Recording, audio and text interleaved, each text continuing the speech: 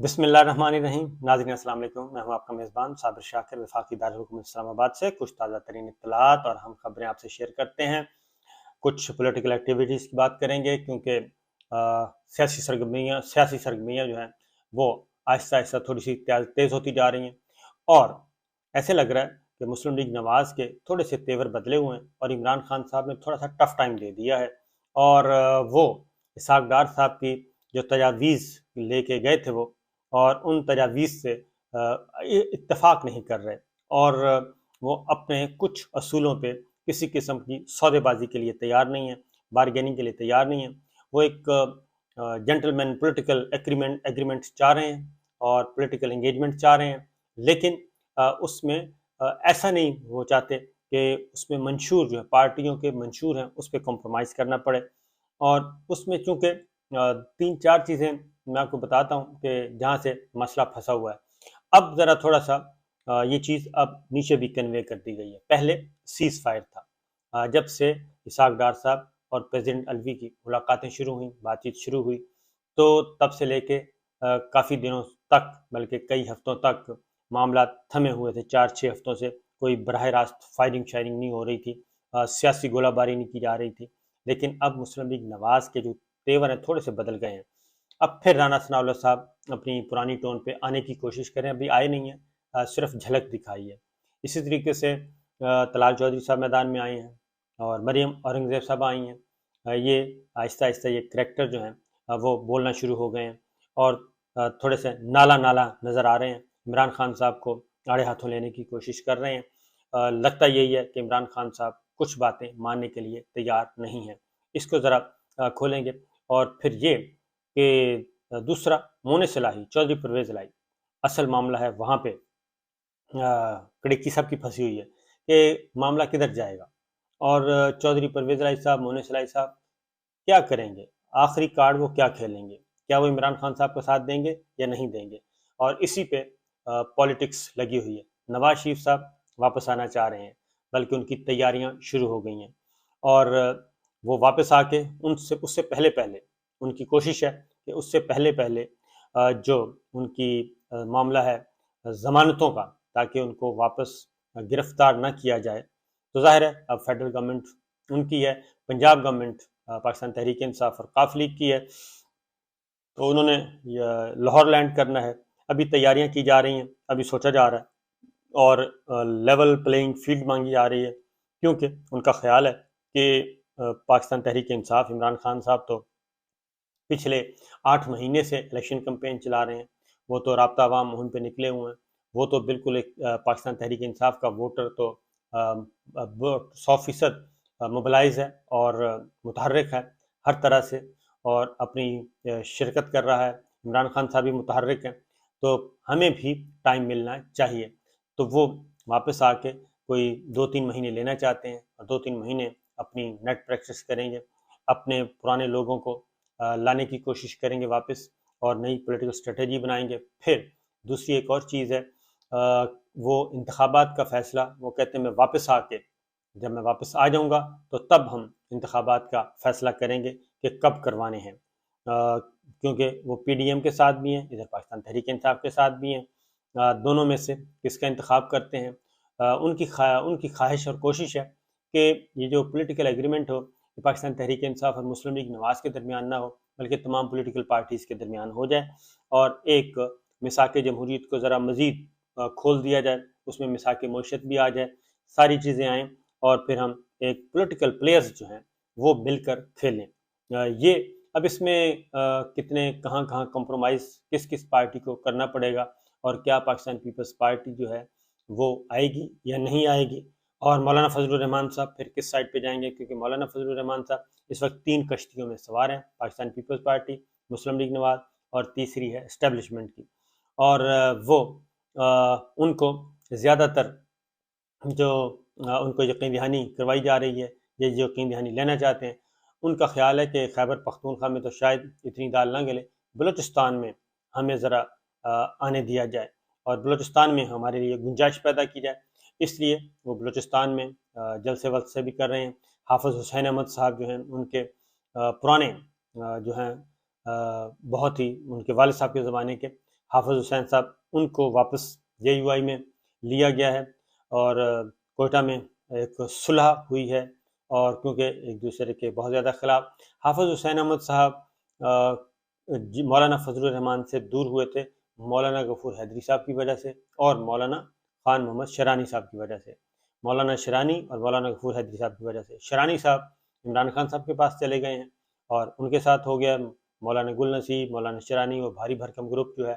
اور حافظ حسین صاحب آ گئے ہیں اب مولانا فضل الرحمان صاحب کے ساتھ، کیونکہ بلوچستان میں حافظ حسین احمد صاحب کے قد کاٹ کا کوئی اور ہے نہیں، اور ویسے بھی پارلیمنٹیرین بھی بنے ہوئے پارلیمنٹیرین ہیں، لیکن حافظ حسین احمد صاحب ایک آزاد منش بھی سیاستدان ہیں، وہ اپنی بات کرتے ہیں۔ تو ان کے ساتھ ایک صلح پہلے بھی ہوئی تھی، اس میں ہم بھی موجود تھے، وہ ہوئی تھی منا میں، حج پہ گئے ہوئے تھے، لڑائی عروج پہ تھی، تو مولانا فضل الرحمان صاحب اور حافظ حسین احمد صاحب کی صلح صحافیوں نے کروائی تھی، ملاقات کروائی منا میں خیمے میں، اور وہاں پہ کافی آبدیدہ ماحول تھا، لیکن اس کے کچھ ہی عرصے کے بعد مولانا فضل الرحمان صاحب اور حافظ حسین احمد صاحب اس صلح پہ قائم نہ رہ سکے، کیونکہ JUI کے اندر ایک تگڑا گروپ موجود ہے جو اینٹی حافظ حسین احمد صاحب ہیں، تو وہ بھی متحرک رہتا ہے، تو پھر صلح کامیاب نہیں ہو سکی تھی، اس کے بعد پھر لڑائیاں شروع ہو گئی تھی۔ بہرحال مولانا فضل الرحمان صاحب جو ہیں وہ اب بلوچستان پہ متوجہ ہیں، اور وہاں پہ کچھ الیکٹیبلز کو ساتھ ملا رہے ہیں، رئیس ثانی صاحب کو بھی ملایا ہے، باقی لوگوں کو بھی ملایا ہے، تو ان کا خیال ہے کہ بلوچستان اگلی حکومت جو ہے وہ ان کے سپرد کر دی جائے۔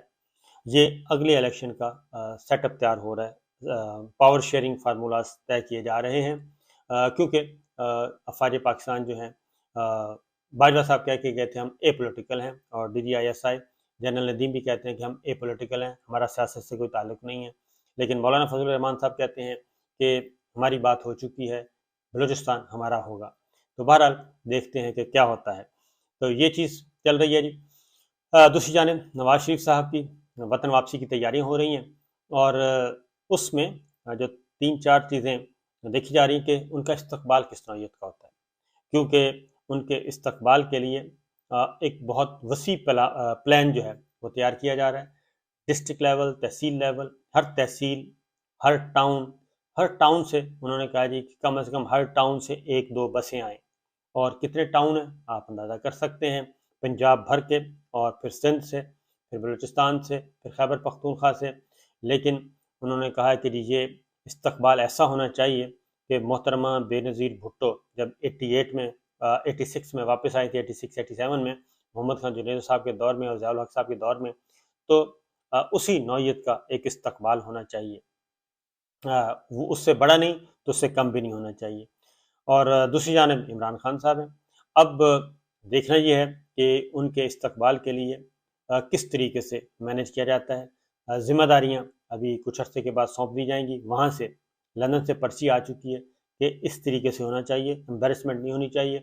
تو وہ استقبال فیصلہ کرے گا نواز شریف صاحب کی مقبولیت کا، اور پھر نواز شریف صاحب کے مستقبل پہ لاہ عمل کا، کیونکہ جو اگلا الیکشن ہے وہ نواز شریف صاحب فی الوقت تو وہ آؤٹ ہیں اس گیم سے، اور مریم بی بی اہل ہیں، تو یہ بھی ایک فیملی کے اندر بھی ایک یہ ابھی دوبارہ یہ مسئلہ سر اٹھائے گا کہ شہباز شریف صاحب نے پرائم منسٹر بننا تھا، وہ انہوں نے باری لے لی ہے، تو اگلی باری وہ مریم بی بی کو دینا چاہ رہے ہیں کہ جی مریم بی بی لیڈ کریں، نواز شریف صاحب لیڈ کریں گے الیکشن کمپین کو، اور مریم بی بی جو ہیں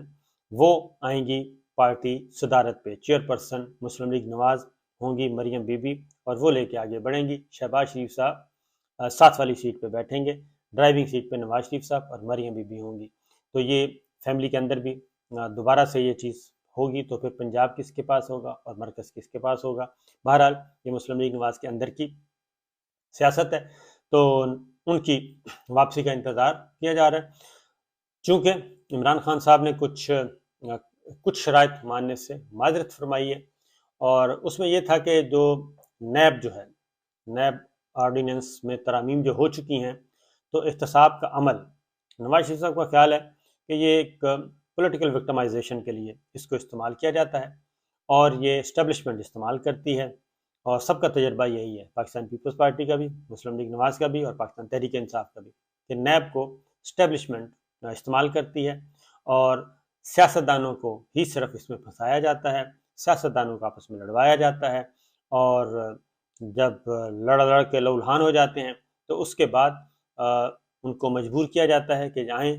ہمارے ساتھ ایگریمنٹ کریں، ہمارے ساتھ پاور شیئرنگ کریں، اور اس کے بعد پھر پاور شیئرنگ کرنی پڑتی ہے۔ اور نیب جو ہے وہ پولیٹیکل انجینئرنگ کے لیے اور پولیٹیکل مینورنگ کے لیے ایک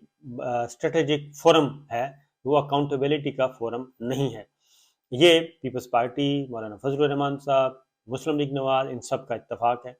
اور اگر اس کو دیکھا جائے، پاکستان تحریک انصاف کے عمران خان بھی اس بات کو تسلیم کر چکے ہیں کہ پچھلے 3.5 سال نیب ان کے کنٹرول میں نہیں تھا، وہ کہتے کچھ تھے، ہوتا کچھ تھا، اور اکاؤنٹیبلٹی وہ چاہتے تھے، لیکن بشمول باجوہ صاحب کوئی نہیں چاہتا تھا کہ اکاؤنٹیبلٹی ہو، اس لیے وہ کوئی نہ کوئی بہانہ بنا کے اس طرح کیا جاتا تھا۔ پھر یہ جو نیب آرڈیننس ہیں، ترامیم ہوئی ہیں، یہ جیک برانچ نے تیار کیا تھا نیب آرڈیننس، کیونکہ پارلیمنٹ میں تیار نہیں ہوا تھا، تیار کر کے ان کو دیا گیا تھا، اور یہ ساری ڈسکشن ڈرائنگ روم میں ہوئی تھی، باجوہ صاحب کے ڈرائنگ روم میں ہوئی تھی، سیاستدانوں سے بھی ملاقاتیں ہوئی تھیں، کاروباری لوگوں سے بھی ملاقاتیں ہوئی تھیں، بیوروکریٹ سے بھی ملاقاتیں ہوئی تھیں، تو انہوں سب نے کہا تھا کہ جناب اس کا ختم کروائیں، لیکن وہ پتہ چلا کہ وہ سب کے لیے ختم نہیں ہو رہا تھا، اپنے لیے ختم ہو رہا تھا، کیونکہ آمدن سے زائد اثاثے اور رشتہ داروں کے اثاثے، رشتہ داروں کی آمدنی وہ نیب کی دست سے نکال دیا گیا، اور پہلے الزام لگتا تھا تو ملزم کو اپنی بے گناہی ثابت کرنا پڑتی تھی، واپس لے لی، اب نیب کو ثابت کرنا پڑ رہی ہے، لہٰذا وہ ساری چیزیں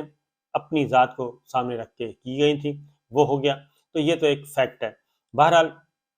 اب دیکھنا یہ ہے کہ آگے چیزیں بڑھتی کیسے ہیں، اور عمران خان صاحب نے جیسے ہی سخت سٹانس لیا ہے اور وہ واپس چلے گئے ہیں اسمبلیاں توڑنے والی پوزیشن پہ، تو طلال چودھری صاحب، رانا ثناء اللہ صاحب، سارے کے سارے حملہ ور ہوئے، اور انہوں نے دوبارہ سے سخت بیانیہ استعمال کرنا شروع کر دیا، اور دوبارہ سے انہوں نے کہنا شروع کر دیا کہ جناب آئیں، ہم آپ کو نبڑیں گے، نمٹ لیں گے، ہم آپ کو دیکھ لیں گے، آپ پہلے بھی نہیں آئے، ہم اسلام آباد میں انتظار کرتے رہے۔ تو طلال چودھری صاحب بھی، پھر اس کے بعد وہ آڈیو لیکس، وہ بھی آڈیو لیکس والا کھیل بھی کھیلا گیا، تو آڈیو لیکس خود ایک مسئلہ بنا ہوا ہے، اور اس میں آڈیو لیکس کے معاملے میں جو خاص طور پہ وزیر اعظم ہاؤس کی، وزیر اعظم آفس کی، وزیر اعظم کی اپنی ٹیلی فون لائنز، ان کی اہلیہ، اس پہ تمام پولیٹیکل پارٹیز کا اتفاق ہے، خواہ وہ مسلم لیگ نواز ہے، خواہ وہ پیپلز پارٹی ہے، یہ یو آئی ہے، پاکستان تحریک انصاف ہے، ان سب کا اتفاق ہے کہ اس پہ قانون سازی کر لینی چاہیے، کیونکہ جس طریقے سے یہ مس یوز کیا جا رہا ہے، یہ فون بگنگ کو، ٹیلی فون ریکارڈنگ کو، آڈیوز کو، ویڈیوز کو جو بنایا جاتا ہے، یہ کسی بھی مہذب ملک میں انٹیلیجنس ادارے یہ کام نہیں کرتے، اور ان کو اگر نہ روکا گیا تو یہ، اور پھر یہ ہے کہ یہ سارے معاملات آخر وزیر اعظم اور سول لیڈرشپ کو ہی کیوں نشانہ بنایا جاتا ہے، اور یہ گندا دھندا کیوں کیا جاتا ہے، بجائے اس کے